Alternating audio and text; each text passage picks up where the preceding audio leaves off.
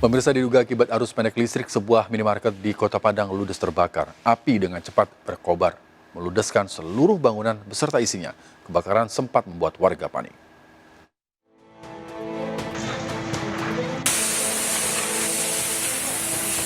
Kobaran api disertai kepulan asap hitam membumbung tinggi, membakar bangunan minimarket di Jalan Arai Pinang, Lubuk Begalung, Kota Padang. Sejumlah karyawan minimarket dan warga sekitar pun panik berhamburan keluar bangunan, menyelamatkan diri dari kobaran api.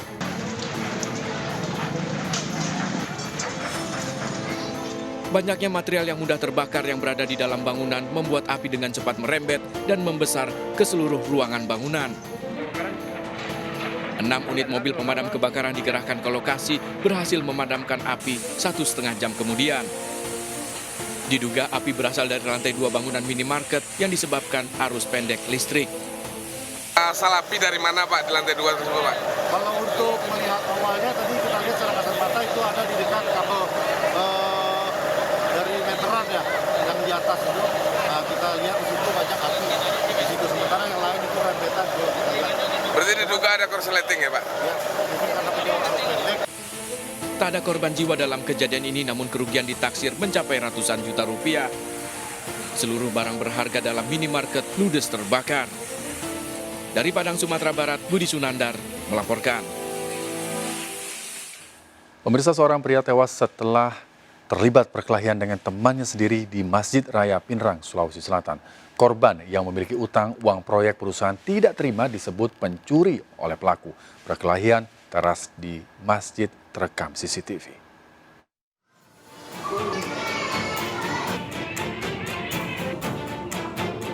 Dari rekaman CCTV ini, Hasbuloh dan Nasruddin terlihat berselisih di teras Masjid Raya Pinrang dan sempat dilerai jamaah lain. Namun Hasbuloh kemudian mengeluarkan senjata tajam dari balik bajunya dan mengejar Nasruddin. Sampai halaman masjid, Hasbuloh menganiaya Nasruddin sementara warga tidak berani melerai.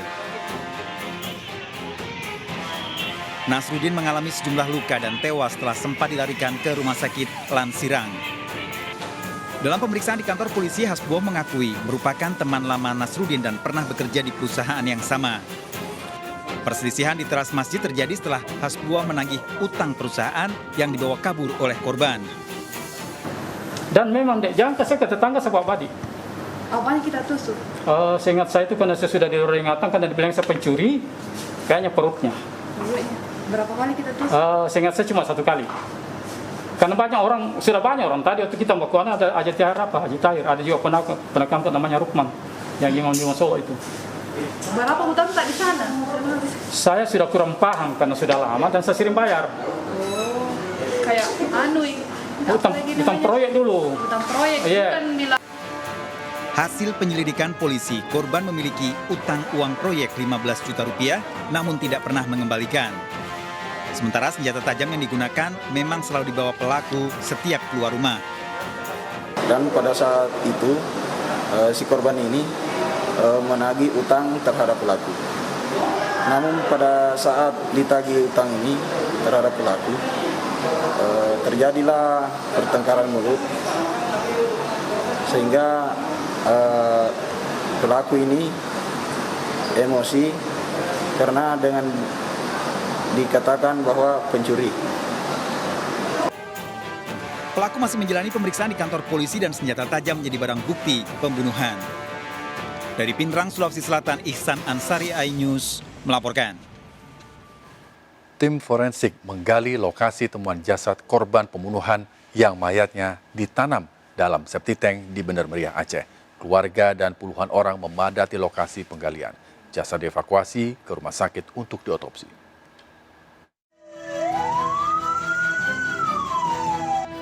Warga dan keluarga memadati lokasi penggalian temuan jasad korban pembunuhan yang mayatnya ditanam dalam septic tank di Kampung Pondok Gajah, Kabupaten Bener Meriah, Aceh.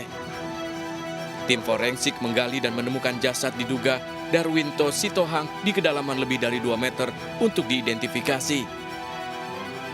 Kondisi korban sudah tak bisa dikenali saat ditemukan jasad dalam kondisi tertelungkup dan berbalut selimut tebal. Dari penyelidikan polisi, diduga korban dibunuh oleh IS akhir April lalu. Ya penggaliannya karena memang dia agak dalam, jadi agak lama dalam proses penggalian. Karena juga sempit ya. Ini mayat itu juga memang posisinya itu terlumpuh, jadi agak susah diangkat. Keluarga belum bisa memastikan lokasi pemakaman korban. Keluarga hanya bisa berharap agar pelaku bisa segera ditangkap dan dihukum seberat-beratnya. Bisa ini musuh berat-beratnya lah Pak, karena kalau saya menilai kan abang saya ini nggak punya musuh di sini Pak. Dan dia selama ini cerita baik-baik aja di perantauan sini, saya nggak pernah punya musuh. Jadi setelah mengetahui kondisi abang saya seperti ini kan sangat sadis dan biadab, saya minta kepada pengadilan ya uang kadung boleh ya kan. Jenazah korban saat ini berada di Rumah Sakit Zainal Abidin Banda Aceh untuk menjalani proses otopsi. Polisi masih mendalami kasus ini. Dari Kabupaten Bener Meriah Aceh, Yusradi melaporkan. Pemirsa, seorang anak tega menikam kedua orang tuanya yang sudah lanjut usia di Kabupaten Muaro Jambi. Pelaku menghabisi kedua orang tuanya karena kesal dimarahi dan tidak diberi uang yang diminta. Sang ibu tewas di lokasi kejadian sementara ayahnya kritis.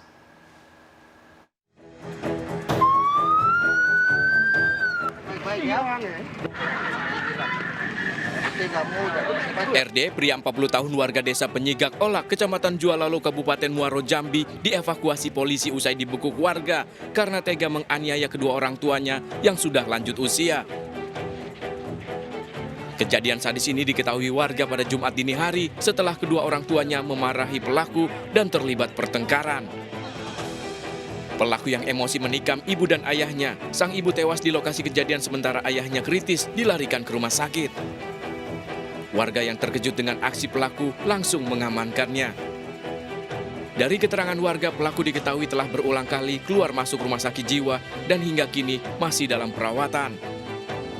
Terjadi Pembunuhan. Kira-kira korbannya berapa orang jumlah Pak? kalau korban 2 orang. Sekarang korban dibawa kemana Bang? sekarang korban satu di rumah sakit, bapaknya satu jenazah dibawa ke rumah salah satu warga di RT 02. Polisi masih menyelidiki motif keji pelaku menghabisi nyawa dari orang tuanya ini. Dari pemeriksaan awal, pelaku mengaku kesal karena dimarahi dan tak diberi uang oleh orang tuanya. Kejadian ini dilakukan oleh Mr. X yang dilakukan terhadap ibunya sendiri yang mengakibatkan ibu kandungnya tersebut meninggal dan bapaknya saat ini sedang mengalami luka kritis. Untuk tersangka sendiri itu sudah kita amankan. Polisi telah mengamankan lokasi kejadian dan melakukan olah TKP untuk mendalami kasus ini. Pelaku kini ditahan dan akan menjalani pemeriksaan kejiwaan. Dari Kabupaten Muaro Jambi, Muammar Syarbani melaporkan. Pemirsa, wanita pelaku pembunuhan pada 3 anak kandung di Nias, Sumatera Utara sempat berniat bunuh diri. Pelaku membunuh 3 anaknya saat ditinggal keluarga melakukan pencoblosan pilkada dengan dalih masalah ekonomi. Pelaku akan menjalani tes kejiwaan di Rumah Sakit Kota Medan, Sumatera Utara.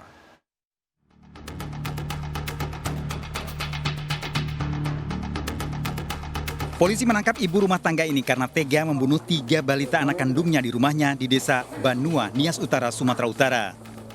Balita laki-laki berusia 5, 4, dan 2 tahun tewas dengan luka parah di leher. Pembunuhan terjadi saat anggota keluarga lain termasuk suami pelaku pergi ke TPS untuk melakukan pencoblosan pilkada. Saat kakek dan nenek korban pulang ke rumah didapati 3 korban tewas bersimbah darah sementara pelaku tidur di sampingnya. Diduga pelaku nekat membunuh karena masalah ekonomi. Diketahui bahwa istrinya itu akan melakukan tindakan bunuh diri, ya kan? Ditahanlah si istri ini dengan cara diikat oleh keluarganya dan diikat tangan beserta dengan kakinya. Ajak bicara, dia diam. Setiap dia ajak bicara, dia tidak menjawab. Polisi masih memeriksa pelaku dan akan menjalani pemeriksaan kejiwaan. pemeriksaan tersangka itu nantinya akan dilakukan pemeriksaan kejiwaan ke psikiater, dan ini akan dibawa kemungkinan ke Medan untuk bisa dilakukan pemeriksaan kejiwaannya oleh psikiater. Demikian. Karena pada saat suaminya pulang dari lokasi TPS dan sampai di rumah, istrinya berusaha untuk 3 korban dianiaya pelaku dengan senjata tajam. Sementara 6 orang saksi telah diperiksa polisi, termasuk suami pelaku. Dari Kepulauan Nias, Sumatera Utara, Iman Jayalase, iNews melaporkan. Sebuah para layang terjatuh saat melakukan latihan terbang. Akibatnya 2 orang terdiri dari instruktur dan siswanya mengalami luka parah dibawa ke rumah sakit.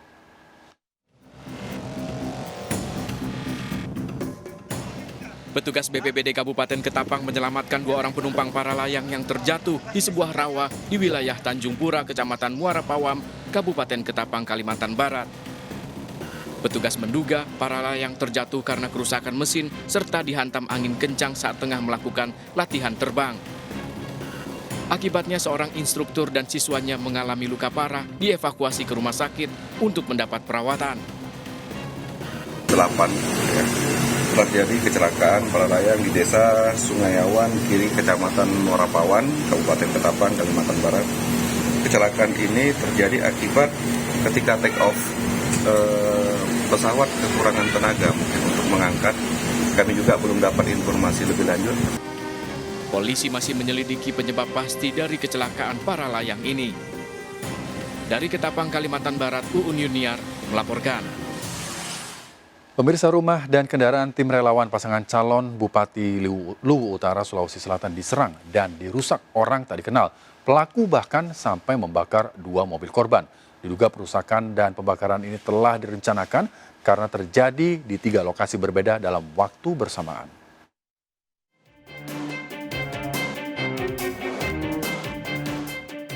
Mobil tim relawan pasangan calon Bupati Luwu Utara, Sulawesi Selatan ludes terbakar, diduga sengaja dilakukan orang tak dikenal. Mobil lain milik tim relawan yang sama juga ditemukan ludes dibakar. Selain itu, 1 rumah dan mobil dari tim relawan dan simpatisan pasangan calon yang sama juga nyaris terbakar, namun berhasil dipadamkan. Diduga aksi penyerangan dan pembakaran ini telah direncanakan karena terjadi pada waktu yang hampir bersamaan. Kami mendapat laporan dari pihak korban yang ada di Patoruan bahwa sekitar jam 2 kami ditelepon, kemudian kami mendatangi TKP. Ternyata sampai di sana api sudah dipadamkan oleh masyarakat. Berapa titik kejadian tadi malam? Kejadiannya 3 titik. Ketiga korban telah melaporkan aksi penyerangan dan pembakaran ini ke polisi. Polisi masih menyelidiki kasus ini dengan melakukan olah TKP dan memeriksa saksi serta korban. Dari Luwu Utara, Sulawesi Selatan, Nasruddin Rubak, iNews melaporkan.